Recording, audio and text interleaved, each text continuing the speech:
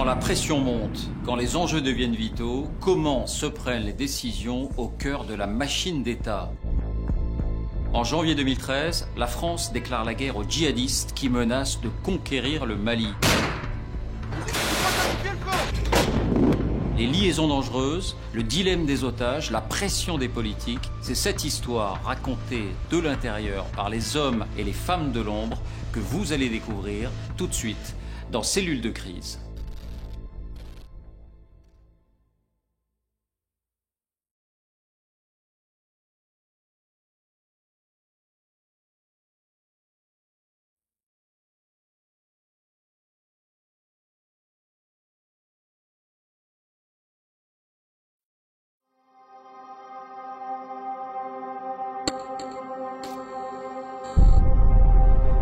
Le 11 janvier 2013, la France lance seule une offensive surprise au Mali.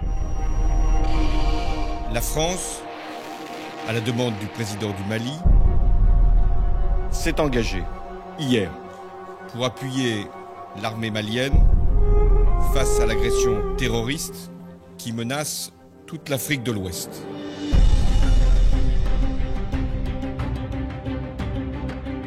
Quand la France entre en guerre, quand une décision engage la vie de milliers de soldats contre un ennemi lointain, comment la machine d'État se met-elle en ordre de bataille?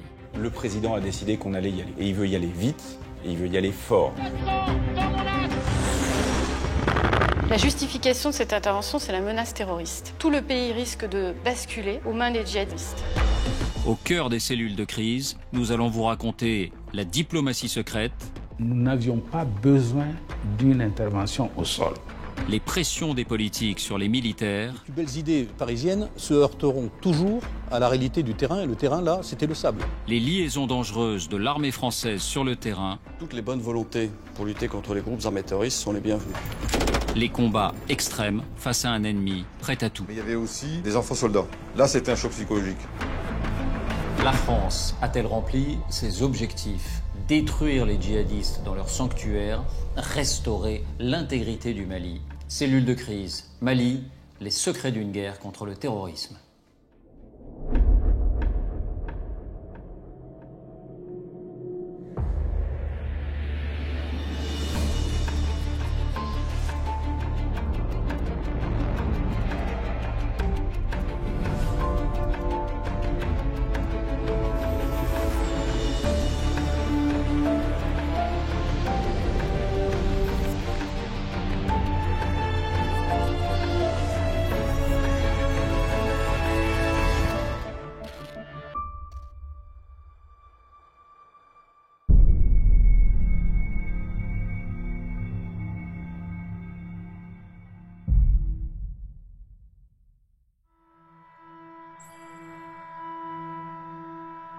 La première alerte est donnée à Creil, par des opérateurs de la très secrète direction du renseignement militaire. Sur leurs écrans, des balises localisent les téléphones satellites de chefs djihadistes au Mali, à 5000 km de là.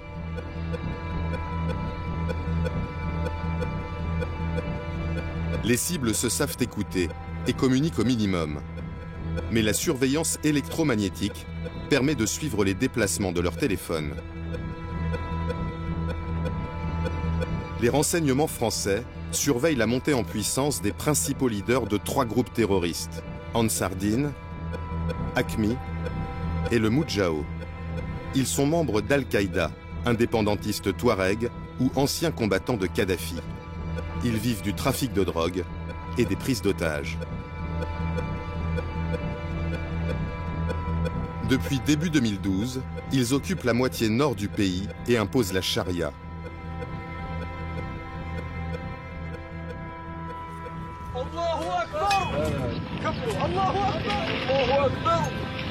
Ces images de destruction des mausolées de Tombouctou font le tour du monde.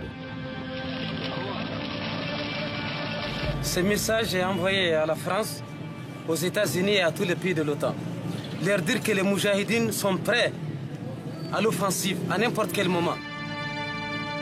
Pour la première fois, ces groupes jusque-là autonomes sont en train de s'allier. Ils sont estimés à plus de 1500 combattants.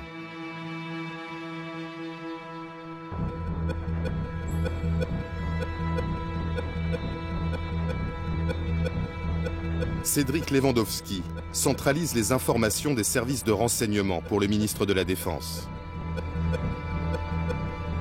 Tout un faisceau de présomptions nous permettent d'être tous les jours un peu plus convaincus qu'il se passe quelque chose et que ces mouvements-là, qui n'étaient pas censés dialoguer les uns avec les autres, sont en réalité en train de planifier quelque chose.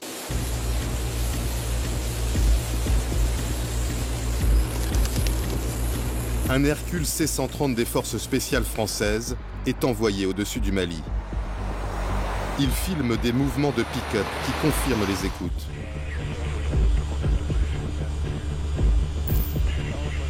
Des combattants djihadistes convergent vers le sud, menaçant la capitale, Bamako. On a du renseignement avec des caméras au-dessus de cette colonne, relativement haut pour ne pas être visible du sol, et qui nous a permis de dire à nos autorités politiques et militaires, si on ne fait rien maintenant, il sera trop tard après.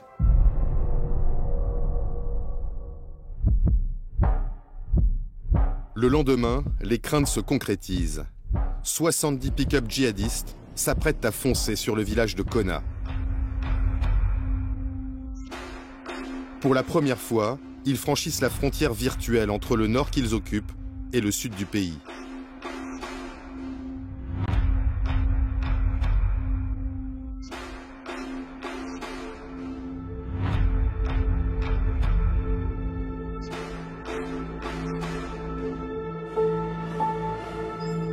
Ce même jour, dans le Loiret, François Hollande présente ses vœux aux militaires. Il se montre préoccupé par la crise au Mali.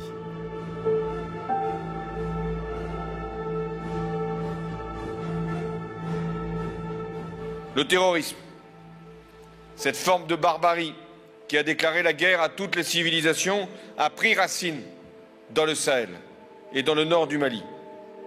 Le Conseil de sécurité, à notre initiative... Mais le chef des armées réaffirme la ligne tenue depuis des mois.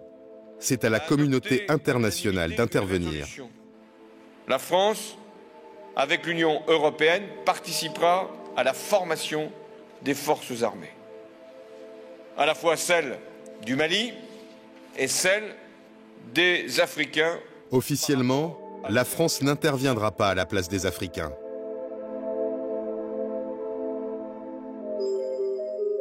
Mais la position de François Hollande va évoluer en quelques heures. De retour à l'Élysée, il reçoit plusieurs coups de fil des autorités maliennes. Laurent Fabius est témoin d'une de ces conversations. J'ai le souvenir d'un coup de fil du président Traoré qui dit ceci. Monsieur le Président de la République, la France est le seul pays qui dispose de forces capables de nous défendre. Et donc je vous demande d'intervenir parce que non seulement je serai mort, mais les terroristes auront pris le contrôle du Mali. Hélène Le Gall est à la tête de la cellule Afrique de l'Élysée. Depuis des mois, le président prépare avec les chefs d'État de la région une force africaine, mais il faut du temps. Ce qui va se passer sur le terrain, le regroupement de tous ces djihadistes, en fait, va précipiter les choses et va obliger à une intervention beaucoup plus rapide, beaucoup plus robuste. Et ça, seul un pays comme la France pouvait le faire. Dans le plus grand secret, l'Élysée commence à négocier les conditions d'une intervention militaire. Pour qu'elle soit légale, François Hollande demande une invitation écrite des Maliens. Une première lettre arrive à l'Élysée, par télégramme diplomatique crypté. Mais elle ne convient pas. Cette lettre du président malien Traoré, la voici, elle ne fait pas référence à l'ONU. Oui, et c'est un problème parce que la France veut absolument intervenir dans le cadre de la légalité internationale. Et pour ça, elle a besoin que les Maliens adressent aussi leur appel à l'aide à l'ONU. Et il y a une autre difficulté sur cette lettre, elle est trop précise. Elle fait référence à une intervention aérienne immédiate. Or, le 9 janvier, la France est convaincue qu'elle devra intervenir au sol parce qu'elle pense que l'armée malienne en pleine débâcle n'est pas capable de faire face à l'avancée des pick-up djihadistes. Et donc cette lettre limiterait la marge de manœuvre de l'armée française. Cette lettre demandait une intervention militaire rapide, une intervention aérienne. C'est précisé, une intervention aérienne. nous n'avions pas besoin d'une intervention au sol, parce que l'armée malienne était quand même prête à poursuivre les terroristes au sol. Et du coup, Kounda Traoré demande un appui aérien dans sa première lettre. Il pense que ça va suffire pour stopper l'avancée des djihadistes. Et deuxièmement, il est, je pense, assez réticent aussi à une intervention militaire complète sur le sol malien. Et Kounda Traoré et les autorités maliennes sont assez crispés sur ce sujet-là. Les conseillers ministériels français planchent sur les modifications qu'ils vont demander aux Maliens. En fait, on leur donne les termes de la lettre qui nous conviendraient et on échange avec les autorités maliennes qui nous refont une lettre dans la même journée où le Mali demande officiellement le soutien militaire de la France. Ces tractations diplomatiques restent secrètes. Publiquement, il n'est toujours pas question de lancer une action militaire au Mali.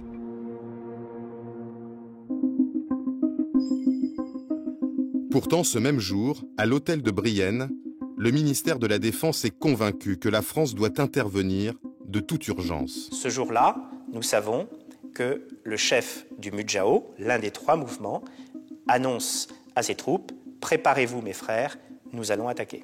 Imaginez qu'Al-Qaïda prenne le contrôle du Mali, dispose d'un État en soi, s'installe, ça veut dire avoir une base arrière, installer des usines de fabrication d'armement. S'il prenait le contrôle d'un État, alors c'était une déstabilisation de l'ensemble du Sahel et donc un véritable danger pour la France et pour l'Europe. La France redoute la création au Sahel d'un sanctuaire terroriste, d'un Sahélistan, à l'image de ce qui s'est passé quelques années plus tard en Irak ou en Syrie avec le groupe État islamique. C'est l'enjeu central. Mais est-ce qu'il y a d'autres intérêts pour Paris à intervenir, politique ou économique? Alors la France n'a pas vraiment d'intérêt au Mali.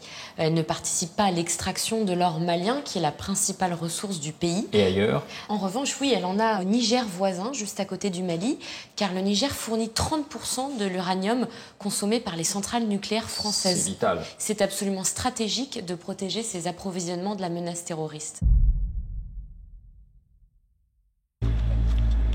Dans le village de Konna, des combats opposent les djihadistes à l'armée malienne depuis la veille. La centaine de soldats maliens ne tient plus que la préfecture et 2 checkpoints. Le commandant Abbas Dembélé est à leur tête. En face de nous, les véhicules qui débarquaient des djihadistes qui tentaient de monter à l'assaut sur nos différentes positions. Le checkpoint sur l'axe de Tombouctou avait été détruit. Le checkpoint principal qui avait pu tenir et qui repoussait même l'ennemi risquait de prendre l'attaque dans son dos pour ne pas laisser les hommes à la boucherie. J'ai évalué un peu le risque. J'ai dit stop. Il fallait se replier sur une autre ligne en arrière et réorganiser ses forces. Après 2 jours de combat, les soldats maliens se replient. Les djihadistes prennent possession du village de Konna. Ils filment leur entrée victorieuse dans la ville.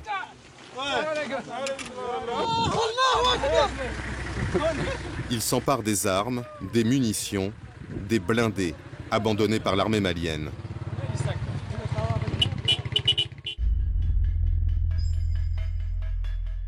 À Paris, au ministère de la Défense, les informations sur la débâcle de Konna remontent en temps réel. La France n'est pas encore en guerre. Pourtant, le patron des forces spéciales donne l'ordre à ses hommes installés au Burkina Faso de partir pour Mopti Sévaré, une grande ville proche de Konna.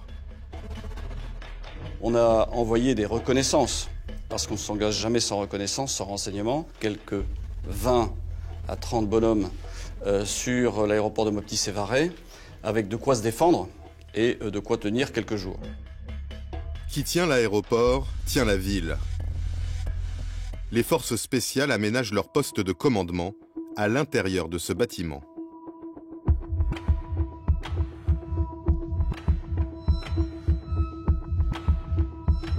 Là, on a un appui conséquent. C'est un démultiplicateur de force.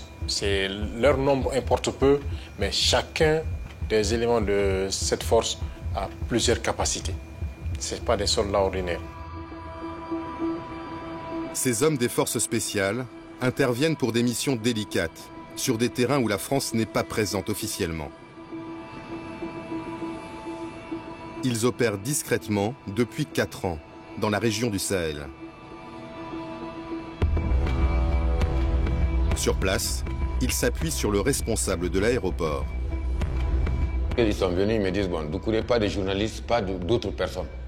Nous, c'est toi seul qu'on reconnaît à l'aéroport.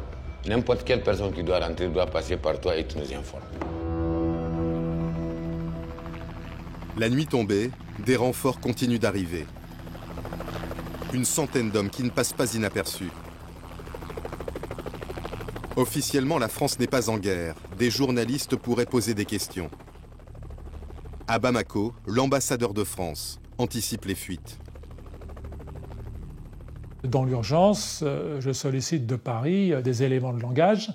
Qu'est-ce qu'on doit dire aux médias qui vont, à la population, qui vont bien s'apercevoir qu'un avion militaire français s'est posé sur le sol malien et d'un commun accord avec les Maliens, on dit voilà, reprise de la coopération. Dans la nuit, l'Élysée obtient un ultime feu vert. Le Conseil de sécurité des Nations Unies appelle à aider l'armée malienne. La France a un cadre légal, des forces sur place. Elle peut intervenir.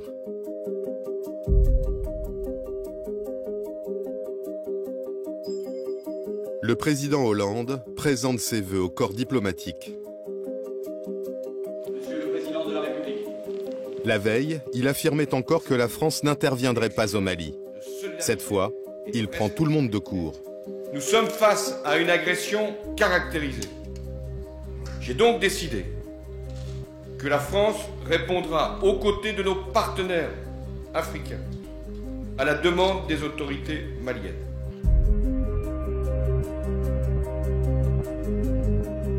François Hollande convoque à l'Élysée les chefs militaires, les patrons des services, des conseillers et ses principaux ministres. D'autres avoir d'échec.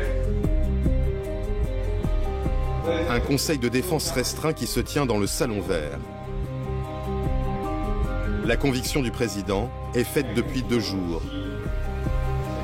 Mais officiellement, c'est lors de ce conseil qu'il prend sa décision. Quand des décisions aussi importantes sont prises, il faut qu'il y ait une formalisation. Il n'y avait pas de suspense. La décision devait être prise.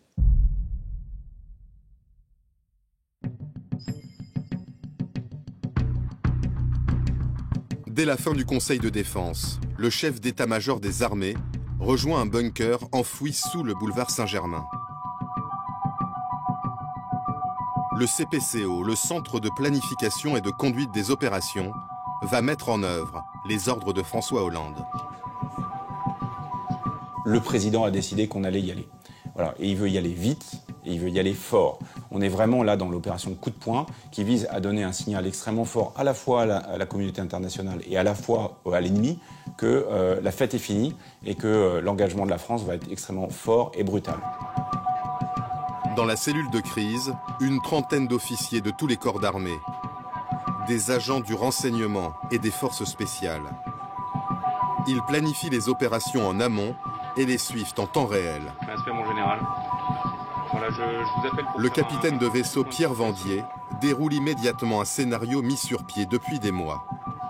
On avait dans notre coffre une sorte de liste de courses en se disant si la guerre commence, voilà ce qu'il faut faire. Par exemple, comment utiliser les troupes qui sont en Côte d'Ivoire. Et donc on connaissait parfaitement le délai qu'il fallait pour les troupes en Côte d'Ivoire pour aller au Mali. Une fois que le CEMA dit on y va, je sors ma liste de courses, je réunis mon équipe et je leur dis ok, c'est parti. La cellule de crise mobilise les bases françaises d'Afrique de l'Ouest.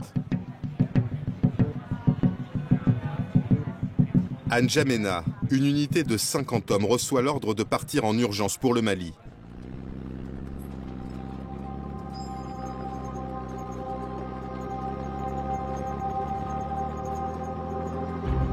Le colonel Paul dirige le détachement.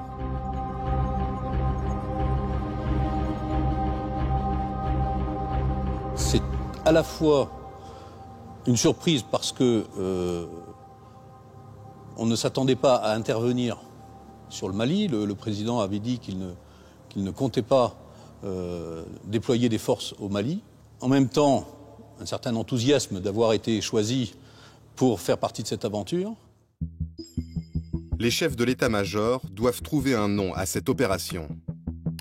Ils pensent d'abord à cimetière, un sabre touareg. Mais si l'armée s'enlise, le jeu de mots cimetière serait trop facile.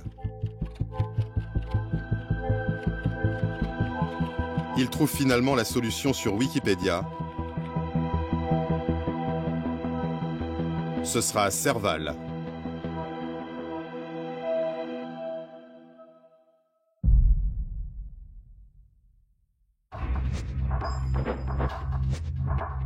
Les forces spéciales sont pour l'instant les seules en mesure de mener les combats. Elles reçoivent l'ordre de bombarder les pick-up djihadistes qui se rapprochent de Mopti Sévaré. À ce moment-là, le moyen le plus efficace et le plus rapide, c'est d'utiliser les hélicoptères de combat, en l'occurrence des gazelles qui étaient celles que nous avions sur place, équipées d'un côté d'une mitrailleuse et de l'autre côté de missiles anti-chars, qui sont allés en vol, je vais dire, au contact de cette colonne de djihadistes.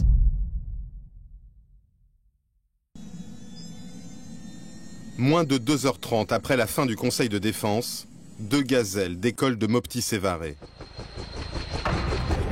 Dans chaque appareil, 2 hommes du 4e régiment d'hélicoptères des forces spéciales de Pau. Le terrain est plat. Les gazelles ne peuvent pas utiliser le relief pour approcher discrètement. Une caméra embarquée dans l'un des appareils a filmé l'intervention.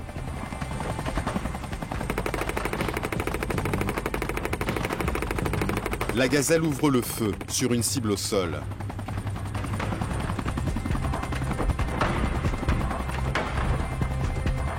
Sous le nuage de poussière, l'ennemi est détruit. Mais des djihadistes dissimulés sous les acacias répliquent. Les 2 hélicoptères sont touchés. La première gazelle doit se poser en urgence. Un soldat est blessé. L'équipage sera récupéré, l'engin brûlé par les Français. Je préfère détruire la gazelle définitivement de façon à ce qu'elle ne puisse pas être utilisée en termes de propagande contre nous. Pour dire, regardez, c'est un hélicoptère français, c'est nous qui l'avons détruit. L'autre appareil reprend la direction de l'aéroport. Mais à bord, le lieutenant Damien Boiteux est gravement blessé à l'aine.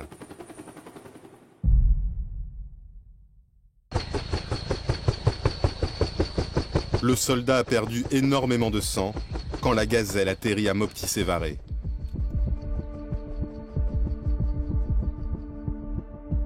Le chef du contingent de force spéciale me dit ah, Doucouré, tu viens vite. Ils sont venus avec un blessé grave. C'était horrible à voir, vraiment. 4h30 après la décision du président Hollande, le premier soldat français décède. Je l'ai mis dans mon bureau, qui était à côté, climatisé. À 21h15, il y a un Cessna qui vient d'embarquer le corps et le blessé. Il avait décollé de Mopti vers 21h30 pour Paris.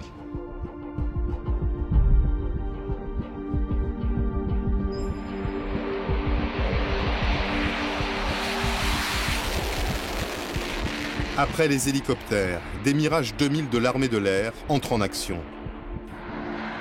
Ils vont lâcher leurs bombes sur les positions ennemies autour de Konna. Dès la fin de la première journée, l'offensive des djihadistes est stoppée.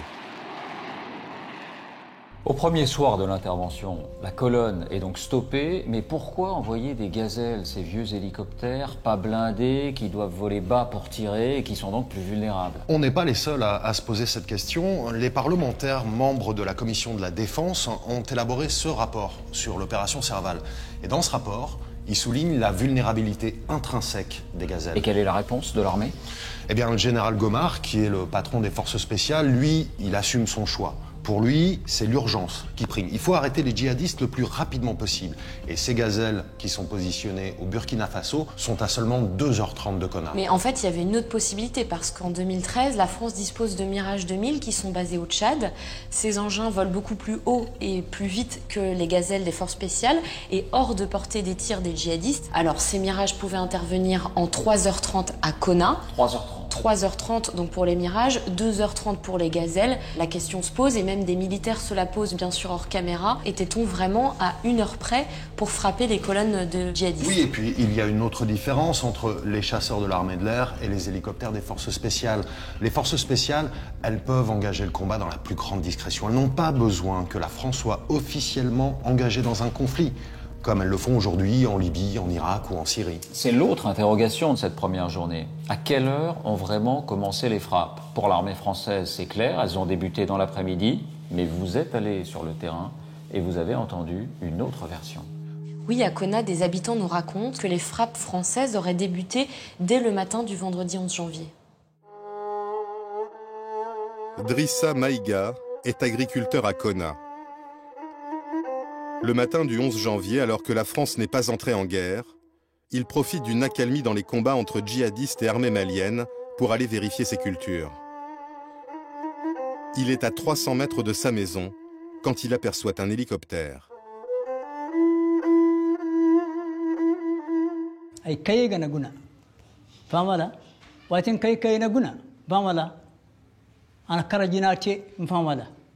ana kara hinkanto te famala kul yamma kayega na guna nti bora kana chabayana de mujahidine kango arrondissement ora ina tire fo. Drissa Maïga retourne vers sa maison et constate qu'elle a été touchée, dit-il, par des tirs d'hélicoptères français. Wati diana yako ne ko fare ay kubi kayekat ay ke ka kasana kan aga lani famala abinata bu adama bu zainabu bu aliyu bortaci ay ni kurgari kan dogori mana banyuti dogori ku dogori ndrimbu ay go jiri way gunda hera famala mali madu ande panda ay karlanta mbarane mali madu ande panda ngare he ay go jiri way gunda hera fam donc wala boy hunde ho ay zaru bero kan go yana ngata adama kinawi. Sur place, d'autres témoins racontent des frappes de l'armée française dès le matin du vendredi 11 janvier. Les hélicos de combat faisaient cap sur Konna, un hélico de combat avec des missiles, avec des mitrailleuses. Tout le monde sait ce que ça fait, c'est pas pour aller patrouiller. À partir du 11 déjà au matin, il y a eu des bombardements ou des frappes des hélicos français sur les résiduels ennemis qui se trouvaient déjà encore à Konna. Les autorités françaises maintiennent leur version. Il n'y a eu aucune frappe d'hélicoptère avant le déclenchement officiel de la guerre, le vendredi après-midi, ni aucune victime collatérale. Très clairement, là-dessus, je peux être tout à fait définitif. Les premières frappes ont lieu à 16h via le détachement des forces spéciales. Il n'y a pas de frappe avant la décision du président de la République qui est prise pendant le Conseil de défense qui, lui, se tient à 11h30 à l'Élysée. Deux versions s'opposent. Celle des Maliens, celle des Français, qui démentent tout dommage collatéral. 3 ans après, où en est-on? Alors depuis 3 ans, la famille Maïga, qui affirme que 4 de ses membres ont été tués, ne se résigne pas. Elle cherche à obtenir réparation auprès des autorités françaises. Alors elle s'est par exemple tournée vers l'ambassade de France à Bamako ou vers des bases militaires françaises au Mali. Mais après toutes ces démarches, elle s'est finalement vue opposer par un procureur malien ce document. Alors c'est un SOFA. C'est en français un accord sur le statut des forces militaires. Il est signé entre la France et le Mali et précise notamment le statut juridique des soldats français lorsqu'ils interviennent sur le sol malien. Ça signifie que quand la France entre en guerre, elle signe des contrats. Effectivement, et ce contrat prévoit toutes sortes de choses, toutes bêtes et très concrètes, comme par exemple que les soldats français ont le droit de conduire avec leur permis français sur le sol malien. Mais il y a aussi un article, pour le coup, là, qui m'a davantage étonnée. C'est l'article 9, qui dit que la partie malienne prend à sa charge la réparation des dommages causés aux biens ou aux personnes, y compris lorsque la partie française en est à l'origine. Autrement dit, si la France tue des civils, par exemple lors de raids, elle n'est pas juridiquement responsable. Non, la famille Maïga ne peut pas se retourner contre la France pour obtenir réparation. Elle ne peut se retourner que contre l'État malien. Exactement, c'est le Mali qui doit prendre à sa charge toutes les indemnisations, même si la famille Maïga arrivait à prouver que les Français sont responsables de ces frappes. Et qu'a-t-elle obtenu? Alors pour l'instant, la famille Maïga n'a rien obtenu. Alors ça peut paraître choquant, la lecture de cet article, mais la réalité est la suivante, c'est que la France décide de s'engager pour sauver les institutions maliennes. La contrepartie, c'est qu'effectivement, s'il y a des dommages collatéraux, ce qui se produit dans pratiquement toutes les opérations militaires, on ne voudrait pas que les soldats français soient poursuivis par une juridiction nationale ou internationale.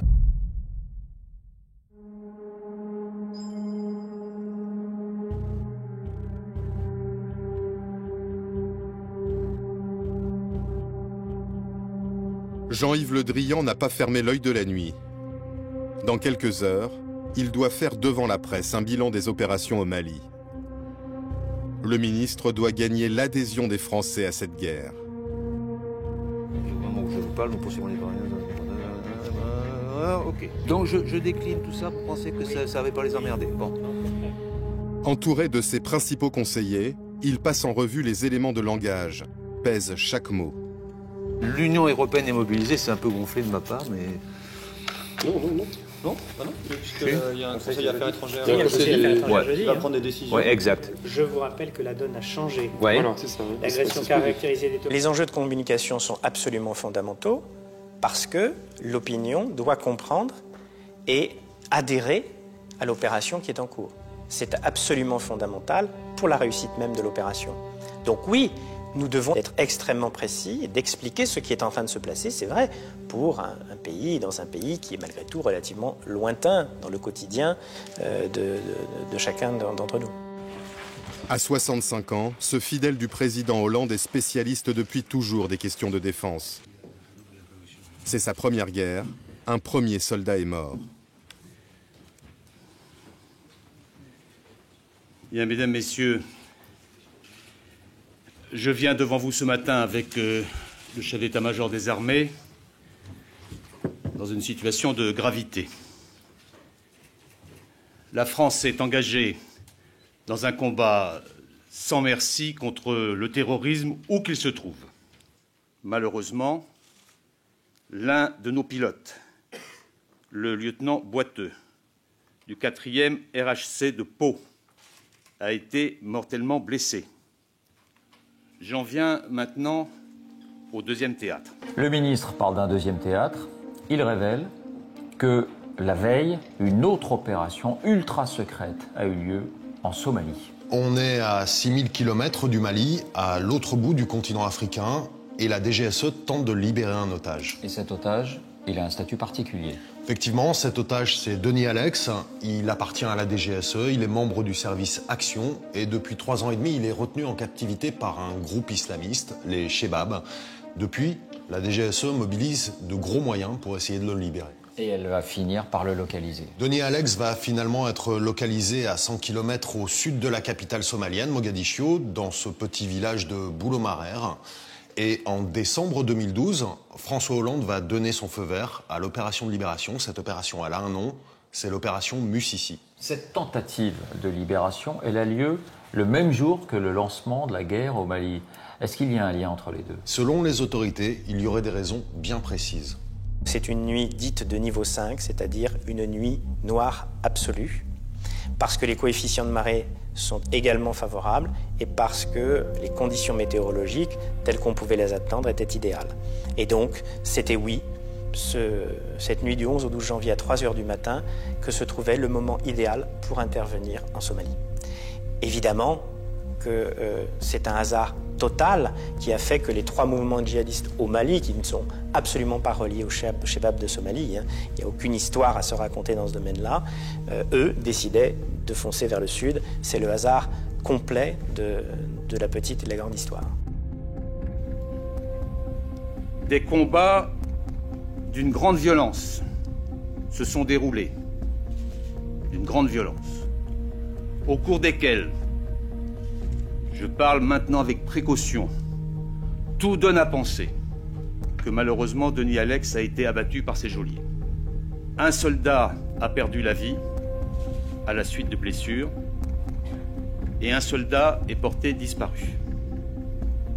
En fait, ce soldat a été tué. Il y a donc 3 morts. C'est un fiasco. Et surtout, en 24 heures d'une guerre contre le terrorisme qu'il essaye de vendre aux Français, Jean-Yves Le Drian doit déjà annoncer 4 morts. Au deuxième jour de l'intervention, la cellule de crise Mali doit en priorité organiser la reprise des villes du Nord. Le CPCO s'appuie sur le système d'alerte Guépard. 5000 soldats français prêts à partir à tout moment, n'importe où dans le monde. À leur tête depuis 1 an et demi, le général Bernard Barrera.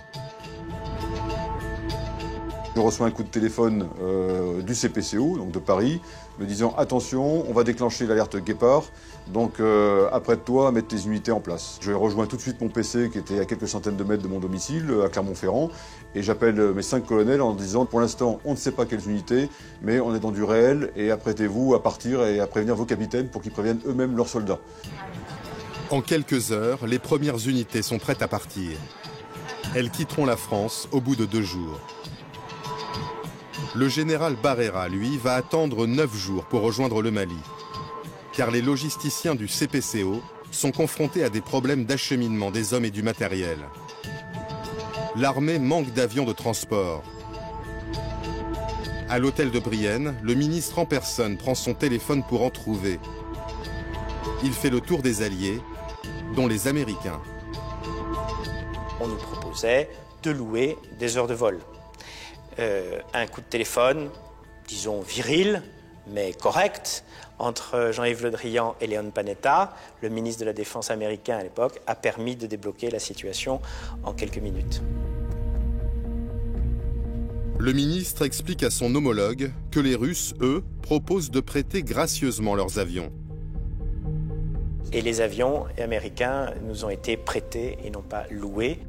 Derrière cette anecdote des avions prêtés bon gré, mal gré par nos alliés américains, il y a une réalité, la France n'a pas tous les moyens de ses ambitions. Oui, en fait, pour des raisons budgétaires, la France a choisi de ne pas avoir de gros avions de transport. Donc du coup, elle ne peut pas vraiment se projeter seule sur un théâtre de guerre. Et pourtant, il va falloir envoyer beaucoup de monde et de matériel. En fait, entre le début de l'intervention, le 11 janvier, et la fin du mois de février, la France va envoyer sur place environ 6000 personnes et un peu plus de 10 000 tonnes de fret par avion. Sur ce total, en fait, 95% de ce fret va être envoyé dans des avions étrangers. Il y a les avions des Alliés, bien sûr, les Canadiens, les Américains qui participent à l'opération, mais surtout, majoritairement, il y a des vols qu'on loue à des compagnies russes et ukrainiennes. Avec quelle facture ? En fait, ça va correspondre à peu près plus de 60 millions d'euros. En gros, ça représente 350 000 euros par vol.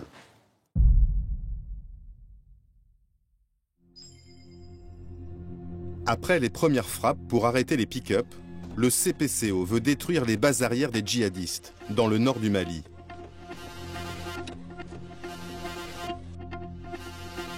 Grâce à 3 ans de surveillance et de renseignement, il a identifié 60 cibles prioritaires. Ces objectifs sont transmis au colonel Damien. Il commande le premier escadron de Rafale envoyé au Mali. Ce sont des postes de commandement des groupes terroristes dans la région de la boucle du Niger, au centre du Mali. Et ce sont des dépôts logistiques, des dépôts de carburant, des dépôts de munitions. Et ce sont également des camps d'entraînement des groupes terroristes.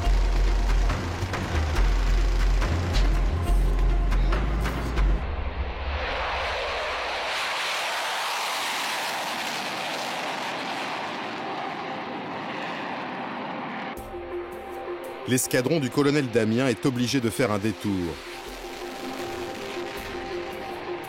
Car les premiers jours de l'intervention, l'Algérie refuse d'ouvrir son espace aérien à la France. Ce raid de 9h35 est le plus long de l'histoire des Rafales.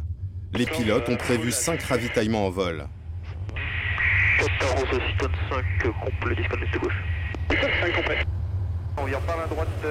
En milieu d'après-midi, ils larguent leurs 24 bombes sur la région de Gao. Combien de temps encore? 7 secondes.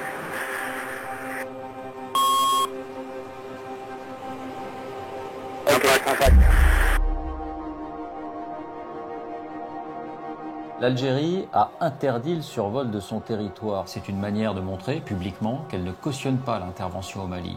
Pourquoi ? Pour des raisons de politique intérieure. Les autorités algériennes ne sont pas mécontentes de montrer à leur opinion publique qu'elles tiennent tête à l'ancien colonisateur français. Et puis, Alger entretient une relation complexe avec les groupes djihadistes. C'est-à-dire ? Eh bien, il ne faut pas oublier que les principaux responsables d'AQMI, Al-Qaïda au Maghreb islamique, sont d'origine algérienne. Ce sont les héritiers des GIA, ces fameux groupes islamiques armés qui semaient la terreur dans l'Algérie des années 90. Alger, surtout, ne veut pas se les mettre à dos. Et hors caméra, des conseillers ministériels ont été très clairs.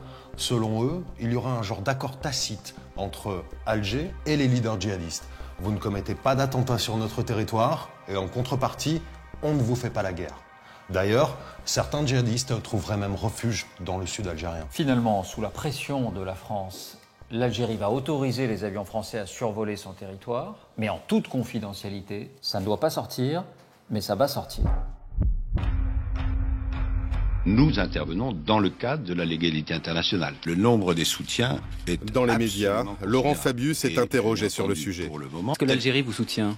Alors, nous avons eu des contacts avec l'Algérie. L'Algérie a autorisé sans limitation le survol de son territoire, ce qui est quelque chose de significatif, dont je remercie les autorités algériennes. Et aujourd'hui, j'ai été amené à dire qu'il y aurait un survol. Bon. Mais peut-être que je n'avais pas pris les précautions nécessaires. Et est-ce que j'ai fait une boulette ? J'en sais rien, mais ça n'a pas eu grande importance. Ça braque les Algériens. Les Algériens n'aiment pas qu'on mette ça sur la place publique. Donc oui, les Algériens se braquent. C'est parce que la frénésie de communication fait que tout n'est pas bordé. Et on fait des bourdes. 3 jours plus tard, une des cibles des militaires français au Sahel, Mokhtar Belmokhtar, dit le Borgne, revendique l'attaque contre le site gazier d'In Amenas en Algérie. 800 otages, 40 morts. L'attaque a été planifiée avant le déclenchement de Serval. Mais les terroristes s'en servent comme prétexte. Ils visent l'Algérie, disent-ils, car elle a ouvert son espace aérien à la France.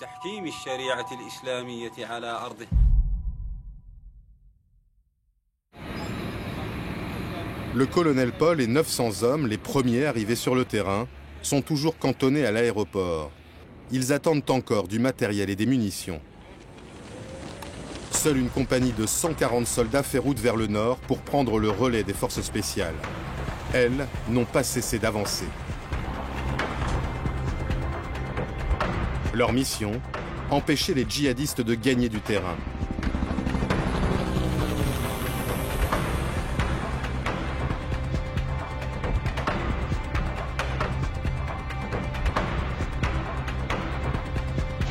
En 10 jours, avec seulement 250 hommes, elles ont investi 5 villes.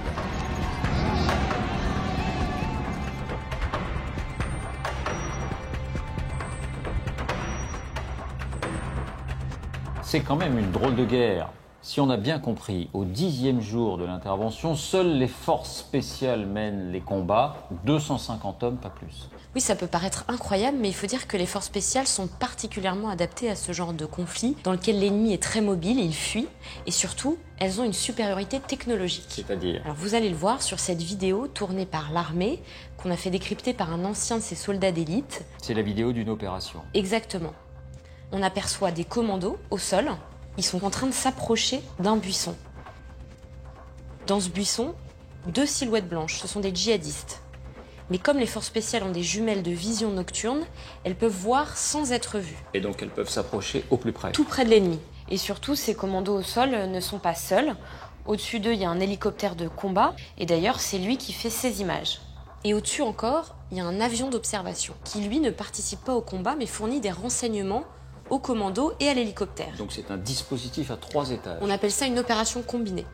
Et voilà ce que l'avion d'observation va filmer.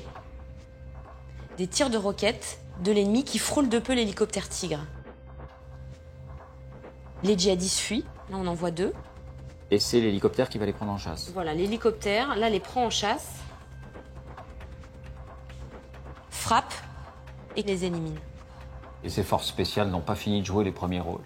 Et non, car l'état-major va confier à ces forces spéciales la prochaine étape stratégique de cette guerre.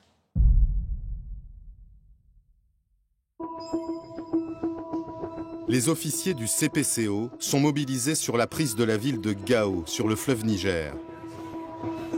Fief de l'un des mouvements terroristes, le Moudjahou, elle est stratégique pour la reconquête du Nord Mali.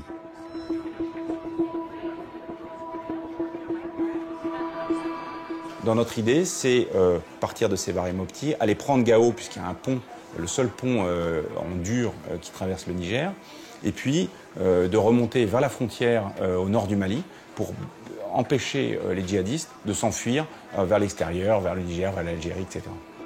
Un ordre venu de l'Élysée chamboule des mois de planification.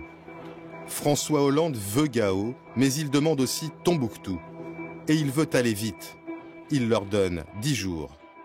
Tombouctou, c'est aussi un objectif vis-à-vis de l'opinion publique française. C'est la ville la plus connue du Mali à travers le monde. Et parce que son poids à la fois culturel et symbolique frappe et a frappé l'ensemble de la population internationale quand on a su qu'elle était aux mains des djihadistes. Et donc la reprise de Tombouctou est une véritable prise de guerre, même si elle est symbolique. Effectivement, reconquérir Tombouctou, ça a du sens politique, même si militairement, ce n'est pas notre plan au départ. On n'est pas payé pour dire ça n'a aucun intérêt d'aller à Tombouctou. Nous, notre boulot, c'est de rendre possible la volonté politique. En termes d'efforts, de coordination, ça oblige à revoir le plan. C'est votre client au restaurant qui change d'avis alors que vous êtes déjà en train de faire la cuisine, qui vous dit en fait je voulais pas de la viande, je voulais du poisson.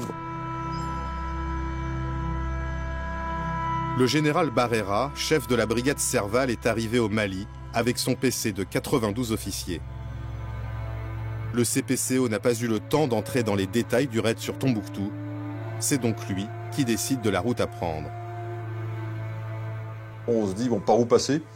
Et donc là, il y a 3 options. Soit la route goudronnée qui arrive directement sur Tombouctou. Mais le seul problème, c'est que vous avez le fleuve entre Tombouctou et vous, et il n'y a pas de pont, il y a juste des bacs, et vous ne connaissez pas l'état des bacs. La deuxième solution, c'est de faire tout le tour en passant par Gao du fleuve Niger et d'arriver donc par l'est de Tombouctou. C'est long et vous ne connaissez pas non plus la route, enfin en tout cas la piste de sable qui se situe de ce côté-là. Et puis finalement, vous avez la route qui est la plus sûre, mais qui est en même temps la plus, allez, on va le dire, la plus dégueulasse, parce que c'est du sable, c'est des marécages.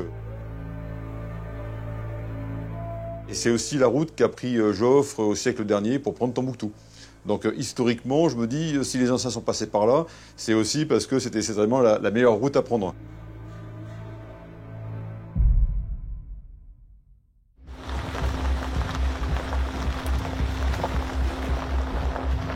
Une colonne Serval quitte Bamako. 400 hommes et 130 véhicules pour un raid de 1000 km à travers le désert.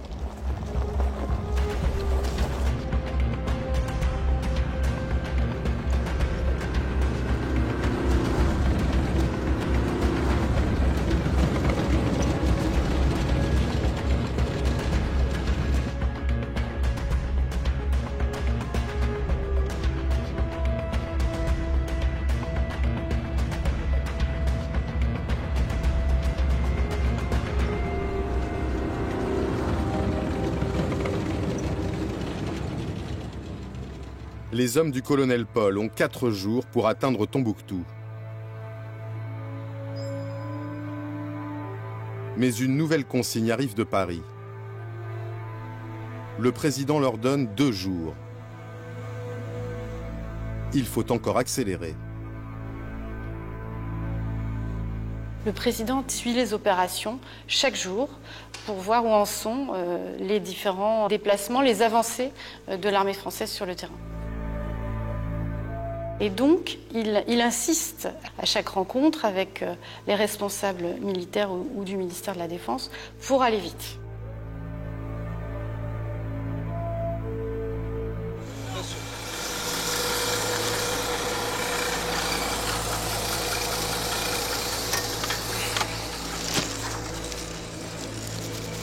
En cours de route, les hommes du colonel Paul doivent intégrer une unité de l'armée malienne. Une autre consigne de Paris. Notre mission principale, c'est pour Tombouctou, d'accord? Faut pas qu'on oublie ça. Ensuite, on pourra lancer des fouilles à droite. Nous ne voulions pas, nous, que notre intervention soit perçue comme l'intervention d'une puissance extérieure, d'un occupant, parce que ça aurait été, non pas immédiatement, mais à terme, l'échec absolu. Donc les instructions qui ont été données, c'est qu'à chaque fois que c'était possible, nous opérions avec les forces maliennes. C'est une question politique, de stratégie. Tout de suite, ça peut être, je peux te guider jusqu'à là-bas. Mais l'armée malienne manque de moyens et d'expérience. Ils sont morts à l'intérieur? Ils sont morts.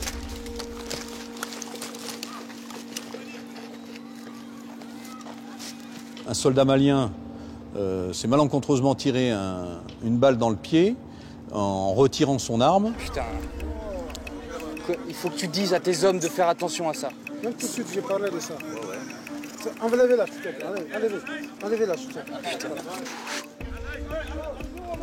Et là, on a perdu presque 1 heure pour savoir ensuite ce qu'on allait faire de ce blessé.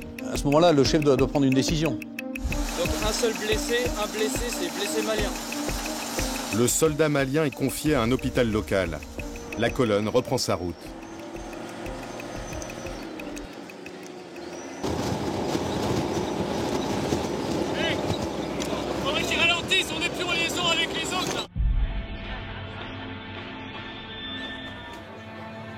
À Paris, l'état-major suit la progression de la colonne grâce aux drones. À l'arrière, les véhicules logistiques les plus lourds s'enlisent. L'Élysée s'impatiente. J'aurais été ravi d'ailleurs que les penseurs stratégiques de certains cercles parisiens soient venus m'encourager de leurs conseils. J'aurais été ravi qu'ils viennent aussi avec moi pour comprendre que le terrain commande. Le terrain commande. Les plus belles idées parisiennes se heurteront toujours à la réalité du terrain, et le terrain, là, c'était le sable. L'objectif présidentiel de prendre simultanément Gao et Tombouctou le lendemain est hors d'atteinte.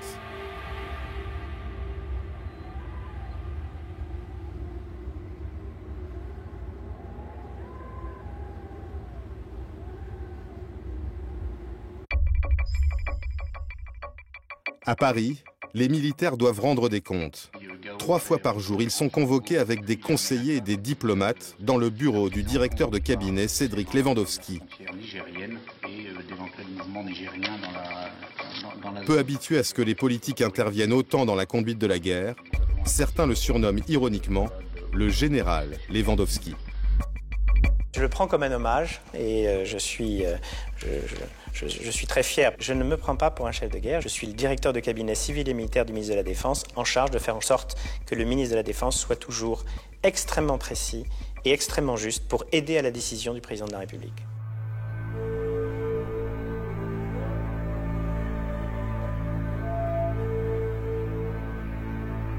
Au 15e jour d'opération, les forces spéciales roulent vers la ville stratégique de Gao.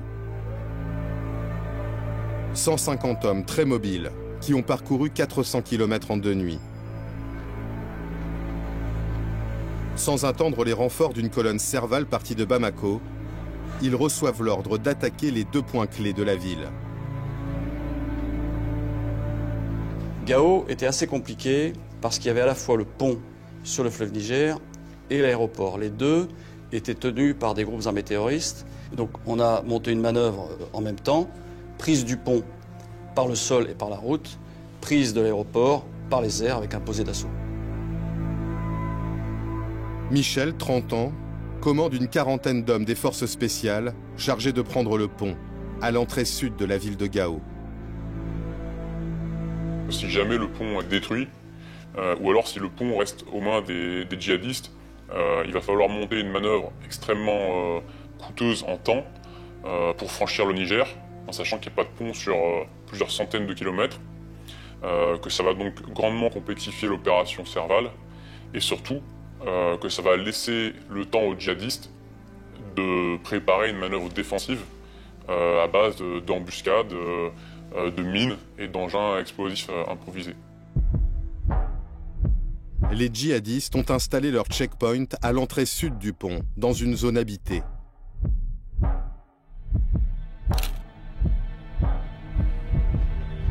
Pour les Français, des frappes aériennes au milieu de la population seraient trop risquées. Peu nombreuses, les forces spéciales comptent sur l'effet de surprise. Par drone, elles repèrent une butte de terre à l'extérieur de la ville.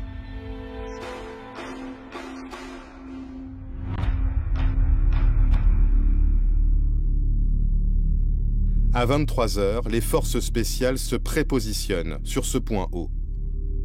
L'ennemi ne s'attend pas à un assaut aussi imminent.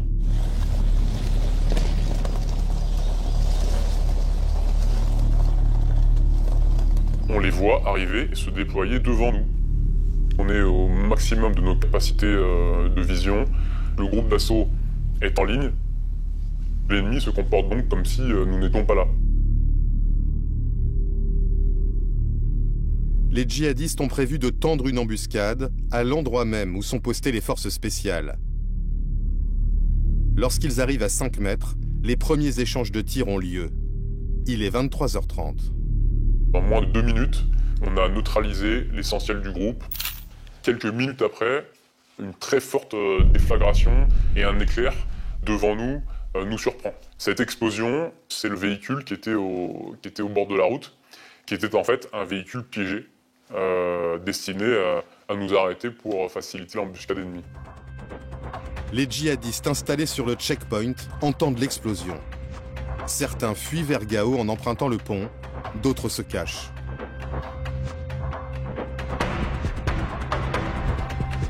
Ensuite, il nous reste à progresser jusqu'au pont.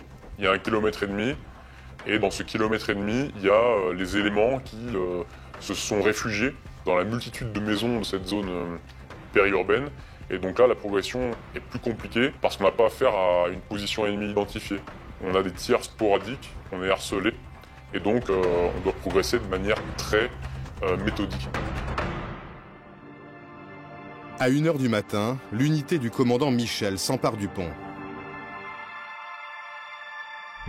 Cette même nuit, malgré des véhicules qui obstruent la piste, un avion des forces spéciales se pose sur l'aéroport. Sans même couper ses moteurs, il débarque un commando et repart aussitôt. L'aéroport est pris sans résistance. En tant que patron des forces spéciales, j'ai pas voulu rentrer dans la ville. Pourquoi? Parce que on rentrait dans une autre forme de combat et qui n'était pas le mien. Moi, j'étais en mesure de prendre rapidement le pont et l'aéroport et ensuite d'attendre que des forces, j'allais dire, plus conventionnelles et plus lourdement équipées puissent venir pour tenir le terrain.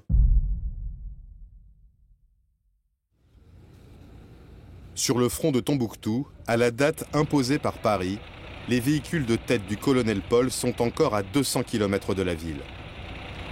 Le convoi s'étend sur une centaine de kilomètres. Le retard s'accentue.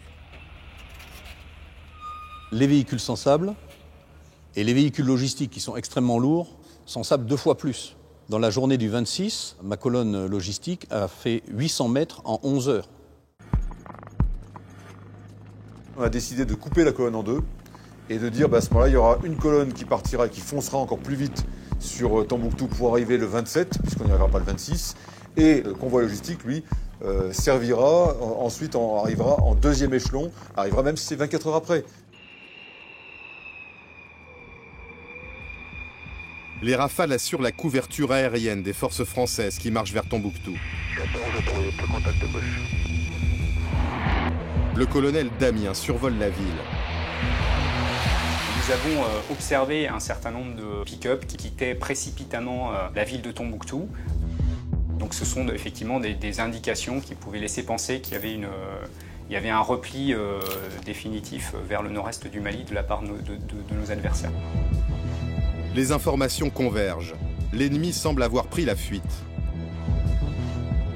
Pourtant, l'Élysée insiste pour un déploiement militaire de très grande ampleur. En plus des blindés du colonel Paul, les parachutistes de la Légion étrangère sont mobilisés.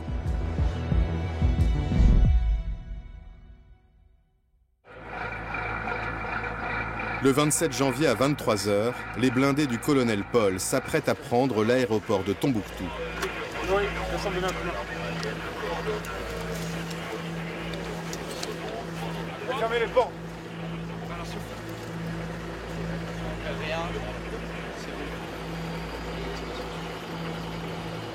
Accord reçu pour coordination entre Au même moment, 246 parachutistes sautent sur la ville. L'un des 2 drones dont dispose l'armée au début de cette guerre a été réquisitionné spécialement pour filmer l'opération. Ces images seront distribuées aux chaînes de télévision.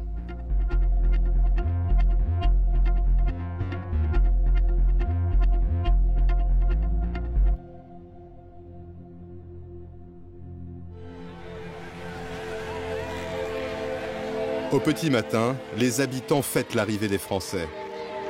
Tombouctou est tombé sans un coup de feu. Au 18e jour de l'intervention, les soldats de l'armée conventionnelle n'ont toujours pas affronté l'ennemi.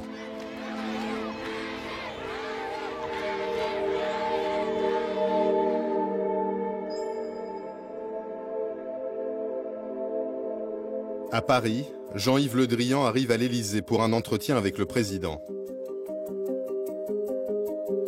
Il est détendu.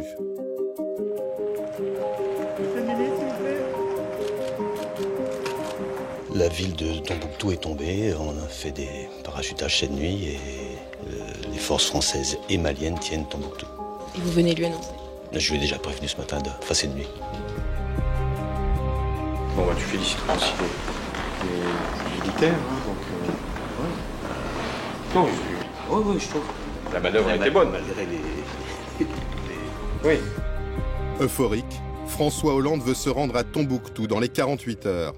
Son cabinet lui demande 5 jours pour organiser le voyage en toute sécurité.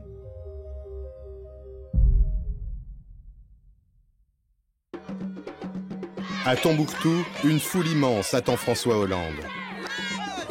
Le colonel Paul est en charge du dispositif de sécurité sur l'aéroport.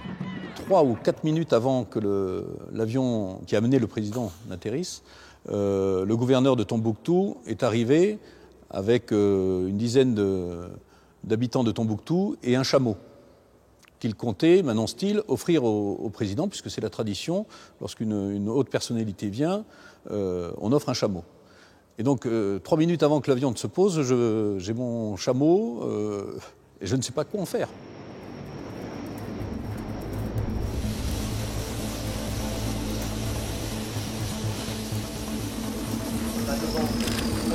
Aux côtés de François Hollande, le président malien Traoré, suivi des ministres Jean-Yves Le Drian et Laurent Fabius.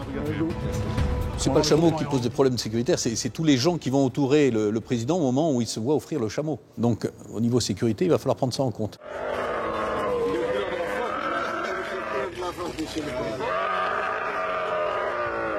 Je l'utiliserai autant que je pourrai comme moyen de transport, mais je me souviendrai longtemps. Le président a fait savoir qu'il souhaite s'entretenir avec les chefs militaires du terrain, mais en privé. Il s'agit d'organiser une mini-cellule de crise, mais à laquelle on ne peut pas associer le président malien. Donc il va falloir trouver une manière de soustraire le président à l'ensemble du dispositif, et notamment de son homologue. Et donc il est prévu que le président ait envie d'aller aux toilettes. Et je l'accompagne donc à l'intérieur de l'aéroport. Et donc là, on se retrouve en fait dans une cellule de crise, face à une petite carte. C'est le seul moment où j'ai un contact en tant que chef tactique avec le chef politique, qui est le chef des armées. Et là, bon, je ne pourrais pas vous donner ces mots, mais très clairement, c'était sans aucune ambiguïté. C'était bravo pour ce que vous avez fait honneur à la France, et maintenant, je vous demande de continuer, de trouver l'ennemi, et si vous le trouvez, de le détruire. François Hollande fait la tournée des monuments symboliques de la ville, ceux qui ont été ciblés par les djihadistes. Et ça, c'est à leur portée, ça, dans les retraites, ils se sont pris à mettre du feu là-dedans. Le président termine son voyage à Bamako. Il y est accueilli en héros. Nous étions là, nous entourions le président de la République. Et juste en face de nous, il y avait un écriteau qui était ça, que j'avais en face de moi. Alors, il y avait marqué « Merci à Papa Hollande et au tonton Le Drian et Fabius. C'était juste en face de moi. Sur le moment, c'est assez indicible. Bon, c'est plus simple que ça, on se dit qu'on a été utile. Sur la place de l'Indépendance, François Hollande prononce un discours dont une phrase va devenir célèbre. Et moi, je veux ici vous dire que je viens sans doute de vivre la journée la plus importante de ma vie politique. Cette phrase, c'est lui qui l'improvise au moment du discours. Je crois qu'il est gagné par l'émotion qui est visible sur l'ensemble des participants et en particulier la foule de Bamako qui lui témoigne beaucoup d'affection à ce moment-là. L'enthousiasme des Maliens vis-à-vis de François Hollande sera de courte durée.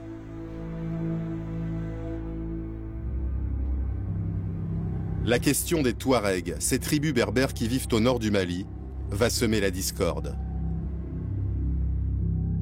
Pendant qu'on célèbre la reprise des grandes villes, les forces spéciales continuent d'avancer. Elles sont alors à Kidal, à près de 1000 km au nord-est de Tombouctou. Oui, cette ville, Kidal, c'est le bastion des Touaregs. C'est la capitale de ce qu'ils appellent l'Azawad.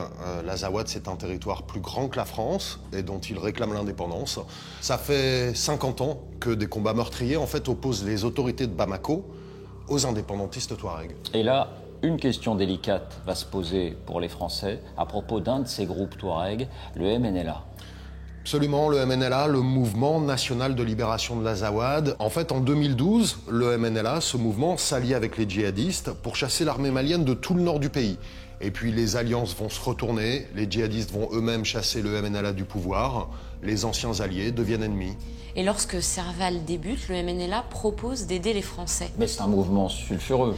Oui, ils ont été proches des djihadistes, ils recrutent des enfants soldats selon l'ONU, mais la France va accepter l'aide proposée par le MNLA, sans le dire officiellement à ce moment-là, au titre d'un vieux dicton, les ennemis de mes ennemis sont mes amis. Le MNLA propose d'aider les Français, mais il pose une condition. L'armée malienne ne doit pas entrer dans Kidal. Les Français doivent venir seuls. À l'ambassade à Bamako, Christian Rouillet est catégorique.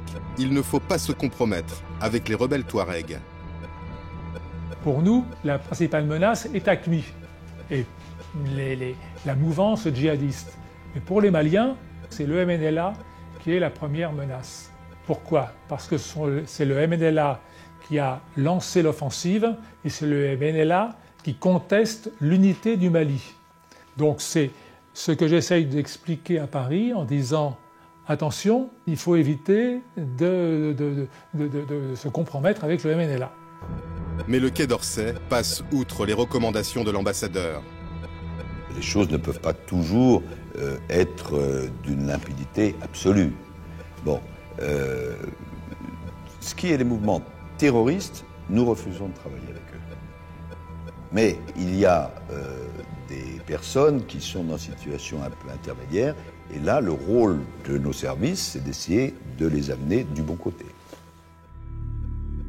Quelques semaines après la reprise de Kidal, l'ambassadeur Christian Rouillet, qui s'est publiquement opposé à la collaboration avec les rebelles Touaregs, sera démis de ses fonctions.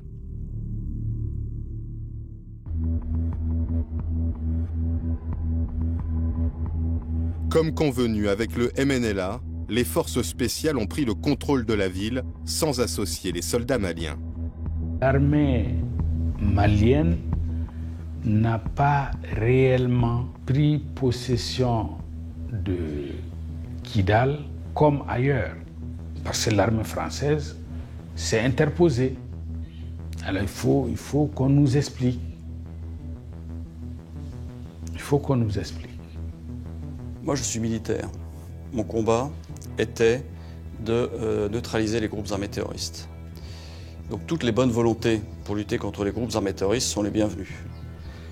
Cette région est celle des Touaregs, qu'ils connaissent bien mieux que les forces spéciales françaises qui arrivaient et qui n'avaient jamais été, pour certaines d'entre elles, dans cette partie du monde. Donc il fallait dialoguer avec eux. Les forces spéciales ne se sont pas contentés de dialoguer avec le MNLA. Et non, au Mali, nous avons rencontré un combattant MNLA. Il est Touareg, originaire de Gao, et il a été enrôlé par les djihadistes quand ceux-ci ont pris la ville de Gao. Puis il a changé de camp, il s'est allié au MNLA. Et il vous a raconté des choses qui ne figurent pas dans l'histoire officielle. Fin janvier 2013, quand les forces spéciales entrent à Kidal, ce combattant MNLA va proposer ses services aux forces spéciales et ils acceptent. On a collaboré avec les Français, on a partagé la ville ensemble. Moi, je suis un guide. Je suis avec le capitaine Eric là. Il fait partie des forces spéciales. Je travaille avec eux, on me paie par jour même. Chaque jour, on me paie 25 000 francs CFA. Qui est-ce qui vous paye? Eric. C'est l'armée française? C'est l'armée française, ouais, qui me paye. Quand on sort, même à Kidal, on est ensemble toujours. On fait toutes les missions ensemble. Malgré le soutien de combattants touaregs, la traque de l'armée française piétine. Les grandes villes du Nord ont été reprises, mais l'ennemi reste invisible. La surveillance aérienne et les missions de repérage sur le terrain ne donnent rien. Après 4 jours, la seule chose qu'ils ont vue, c'est un gardien de chèvre et un âne. On se dit, mais voilà, la guerre est finie, il n'y a plus de djihadistes. Où est-ce qu'ils sont partis? Ils sont tous évaporés. Le temps qu'on a consacré à Tombouctou, c'est celui qu'on a perdu dans cette course. On a arrêté de courir derrière les bandits, du coup ils se sont échappés. Donc il y a un peu cette frustration. Est-ce qu'on va réussir non seulement à libérer le pays, mais aussi à détruire l'ennemi? Et pour détruire l'ennemi, il faut le trouver. Et donc nous nous trouvons dans ce qu'on appelle, nous les militaires, le brouillard de la guerre. Le général Barrera envoie les parachutistes de la Légion étrangère quadriller le nord de l'Adrar des Iforas.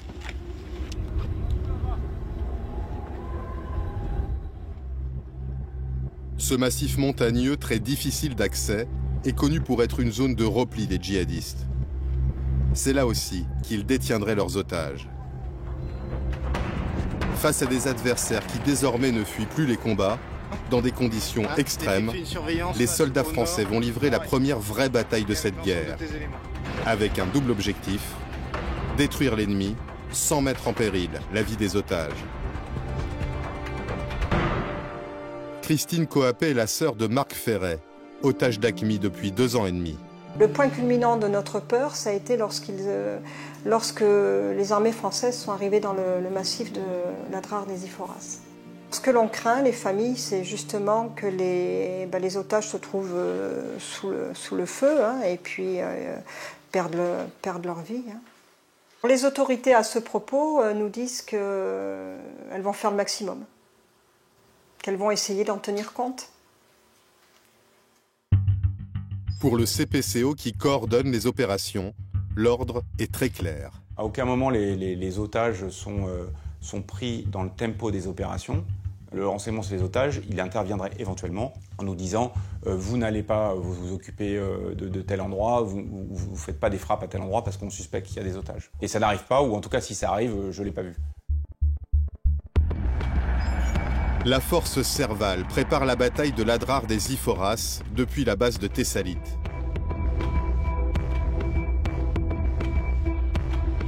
Le général Barrera est convaincu que l'ennemi se dissimule dans l'Amététaï, la seule vallée du massif où l'eau est facilement accessible.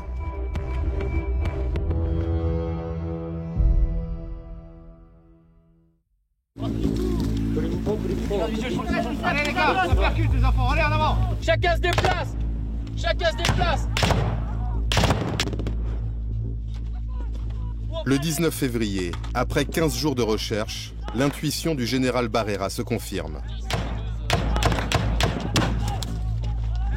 Les premières unités qui commençaient à grenouiller dans l'Adrar des Ifogas sont tombées sur une grosse embuscade de djihadistes qui protégeaient l'entrée de la Matétaï. Donc là, on a eu des combats très durs avec notre premier mort. Donc on a compris que le nord était gardé. Dans ce guet-apens, le sergent-chef Harold Vormesel est tué.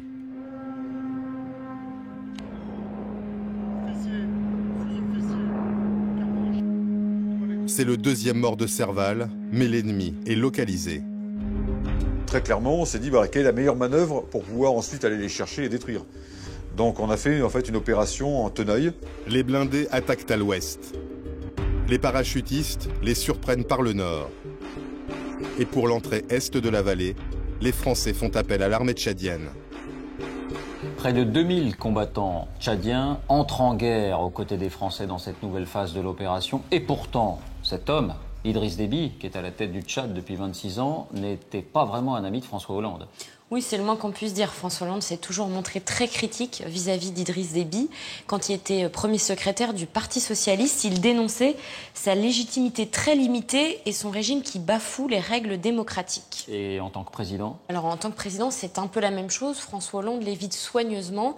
Il a même annulé une visite qui était prévue depuis bien longtemps, qui devait se dérouler à l'Élysée le 8 octobre 2012. Le problème, c'est que quand Serval démarre, François Hollande, il est bien obligé de reconnaître que c'est lui, Idriss Déby, qui dispose de l'armée la plus puissante de la région. Du coup, en fait, il est un peu le seul à pouvoir l'épauler. Donc il redevient fréquentable. Oui, il redevient fréquentable et même là, indispensable. Tous ceux qui étaient prêts à contribuer à cette lutte contre le terrorisme, le président était tout à fait d'accord pour qu'on travaille ensemble. Les Tchadiens ont une connaissance du terrain malien dans la mesure où il ressemble, par sa géographie, au terrain tchadien. Et donc, ils ont une expérience militaire importante de guérilla, de guerre sur ce type de terrain. La collaboration avec les Français, les Tchadiens vont la payer très cher. En une seule journée, à l'entrée est de la vallée de la Mététaille, 27 soldats tchadiens vont être tués et plus de 70 autres vont être blessés. Fin février, 2000 soldats français combattent dans la Drare. Les logisticiens du CPCO doivent prendre en compte des températures extrêmes et un terrain particulièrement hostile. Et en fait, ce qu'on suit assez vite, c'est le taux d'indisponibilité médicale. Et donc, en fait, on voit jour après jour les chiffres des coups de chaleur.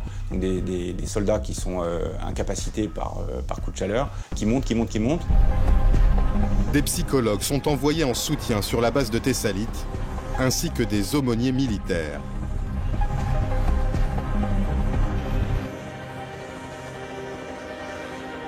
Jean-Jacques Danel est prêtre. C'est sa 3e opération extérieure. Je peux dire que je n'ai jamais senti autant de demandes de la part des militaires qu'en arrivant là-bas.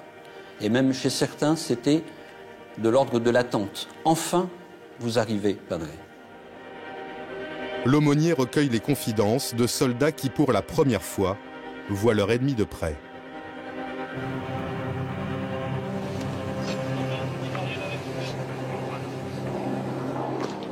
Entendez bien, ok? Moi, copain, d'accord? Toi, tu vas te lever 2 mains, comme ça, ok? Vas-y, doucement. Allez, viens. Écartez le dispositif, on sait jamais. Ce jour-là, sous les cadavres, un survivant. On a découvert qu'en face de nous, il y avait non seulement des djihadistes, mais il y avait aussi des enfants soldats. Donc plus petits, qui portaient les gourdes, les munitions, et qui étaient engagés en première ligne. Là, c'était un choc psychologique. Voilà. Stop, bouge plus. Prends vêtements, lève. Bouge plus. Stop. Vêtements, Clovis. Bien. Écarte, retire. Allez, enlève. Les soldats craignent qu'il porte une ceinture d'explosifs.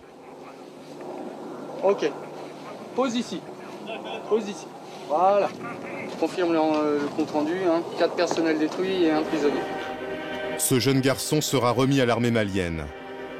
Lorsque les soldats sont face à des enfants kamikazes, l'épreuve est beaucoup plus douloureuse. En quelques secondes, le soldat doit décider qu'est-ce que je fais. Est-ce que je le laisse s'avancer vers moi en sachant qu'il va sans doute actionner sa ceinture d'explosifs, ou est-ce que je le, excusez-moi ce terme affreux, neutralise? Alors j'ai un souvenir assez net d'un de ces militaires.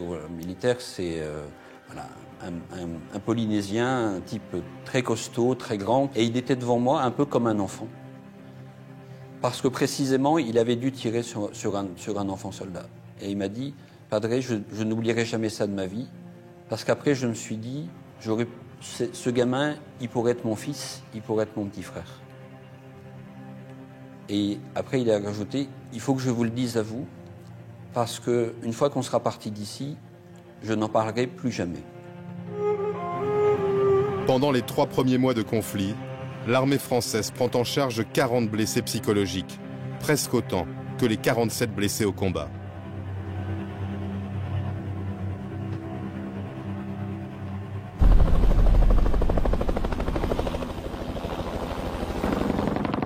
Il y a un tireur à gauche, c'est sûr. La force Serval fait face à une résistance déterminée de l'adversaire. Au nord de la vallée de l'Amététaï, 130 parachutistes sont ralentis par une dizaine de djihadistes retranchés sur un piton rocheux.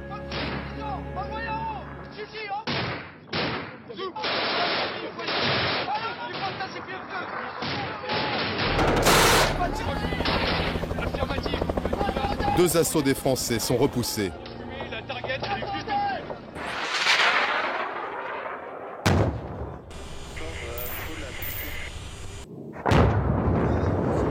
Malgré des tirs d'hélicoptères, 12 missiles et 2 bombes de 250 kg, l'adversaire résiste. Le caporal-chef Cédric Charenton, 26 ans, est mortellement touché à la tête.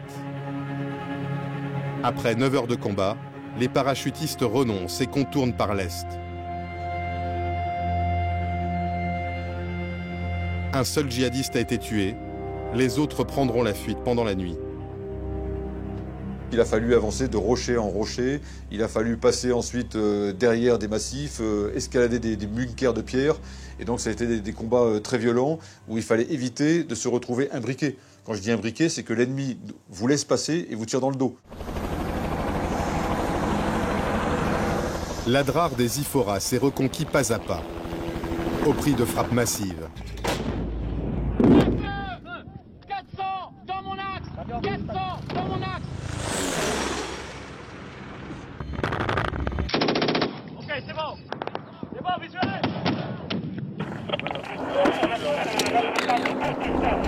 Sous cette pluie de feu, des Français. 4 otages, dont Marc Ferret qui se trouve aux mains des combattants d'AQMI. Des balles qui sifflent, des bombes qui vous tombent dessus, des hélicoptères qui vous tirent dessus. Ça tombe de partout, quoi. Donc, tu redescends, tu te places sur la gauche, d'accord?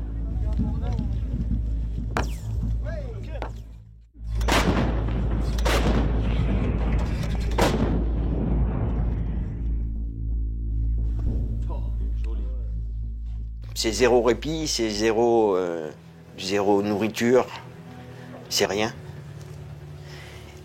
Et on était dans le groupe. Vêtus pareil qu'eux, avec un aspect physique identique à eux. Donc forcément, une cible potentielle pour tout militaire qui vient effectuer sa mission. Voilà. Vous faites partie du groupe qu'il faut éradiquer. Moi, je me suis dit, ben voilà, profite de l'instant qui est là parce que je pense pas qu'il y en aura d'autres. Les conditions de détention des otages vont encore se durcir. Jean fait partie d'une unité de renseignement chargée d'intercepter les conversations radio des djihadistes. Une mission confidentielle qu'il a accepté de raconter. Pour protéger son anonymat, nous avons reconstitué l'entretien. On était donc en poste à l'entrée d'une vallée, à écouter ce qui se passait.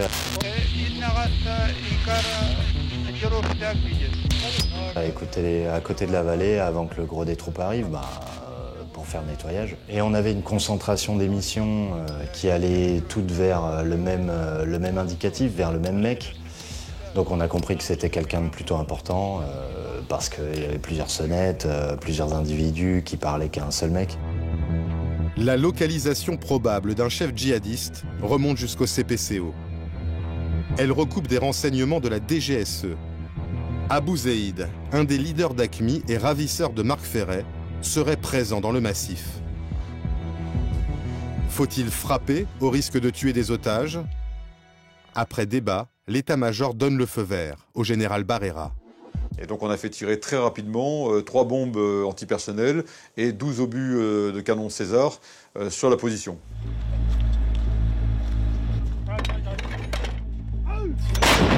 Il y a eu une première salve de tirs d'artillerie, si je ne me trompe pas, il y a eu aussi des avions qui sont passés. Et après ça, silence radio. Sur toutes les ondes qu'on avait et les discussions qu'on entendait, c'était silence radio. Et une fois le silence passé, les mecs, ils disaient Abou Zaïd, Abou Zaïd, Abou Zaïd, Abou Zaïd. Donc ils l'appelaient par son nom, Abou Zaïd. Et là, on a compris que, comme il répondait pas, il y avait de grandes chances que le mec, il soit mal en point, soit il soit mort. Ce 27 février, les Français viennent donc d'éliminer cet homme-là, l'un des leaders djihadistes, l'un de ceux que les anglo-saxons appellent les HTV, les High Target Value. Oui, sauf que les Tchadiens, nos alliés à l'époque, affirment que c'est eux qui ont tué Abou Zaïd 5 jours avant les Français. Pour le prouver, ils vont publier cette photo. Donc Abou Zaïd a été tué 2 fois. En fait, personne n'a jamais pu confirmer que sur cette photo, c'est bien le leader d'AQMI. Mais la France va faire prélever l'ADN de la victime de la frappe dont parle Jean. Et cet ADN, elle va le faire comparer avec l'ADN de la famille d'Abou Zaïd en Algérie. Ils concordent. Mais pourtant, elle va attendre le mois de juillet pour confirmer la mort du leader terroriste. Et même à ce moment-là, elle ne va pas revendiquer en être à l'origine. Et pour quelle raison? Alors sans doute par prudence, parce qu'à l'époque, il y a encore 6 otages français qui sont aux mains des djihadistes.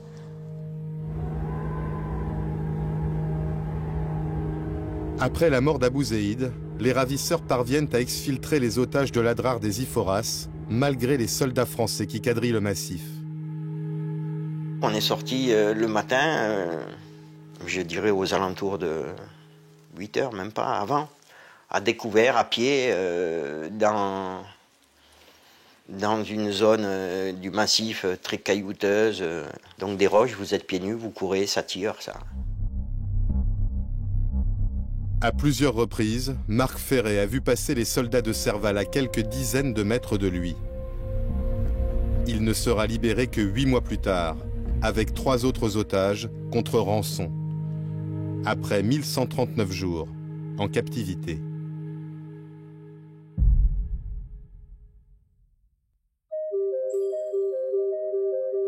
La parole est à monsieur Jean-Yves Le Drian, ministre de la Défense. Monsieur le Président, je peux effectivement faire le point de la situation de notre engagement au Mali à cet instant. Devant les députés, le ministre annonce le début du retrait des troupes françaises. À moins de 4000 au début du mois prochain, à 2000 à peu près au courant de l'été. Il restera 1000 militaires français d'une manière un peu plus pérenne à la fin de cette année. Des soldats français continuent à ratisser l'Adrar, les zones de Gao et de Kidal. Mais après 13 semaines d'engagement, le ministère de la Défense considère que la reconquête du Mali est achevée.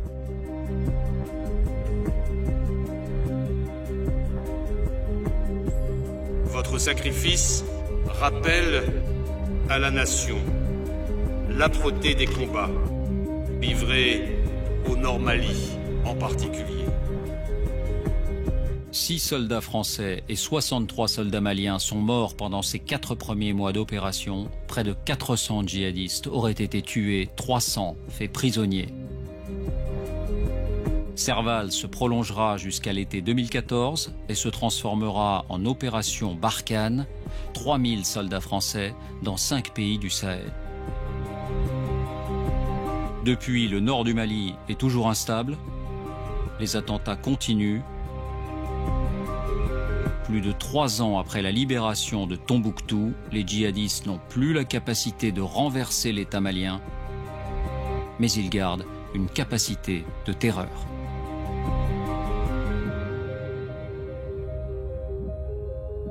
Bonsoir Monsieur le Ministre. Bonsoir. Et bienvenue dans notre cellule de crise.